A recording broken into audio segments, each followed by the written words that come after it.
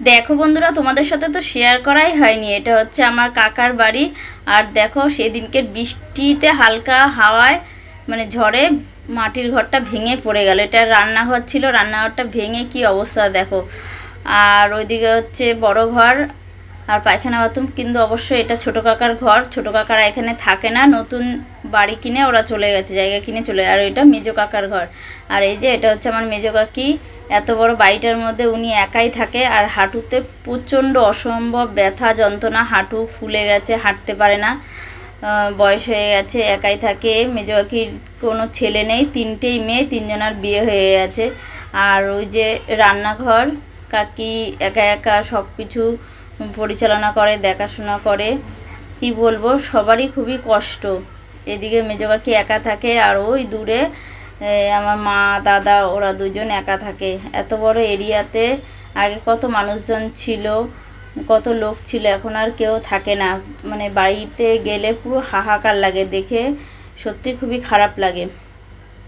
আর এই মাটির দেয়ালে কাকিরা থাকতো, ছোটো কাকিরা ল্যাপা পোছা ঠিক মতন হয় না দেখে এরকম আর কি শ্যাওলা ধরে গেছে, নইলে কত সুন্দর আগে কাকিরা যত্ন করে লেপতো বছরে দুবার। আর দেখো পাতা পড়ে কি অবস্থা হয়ে আছে।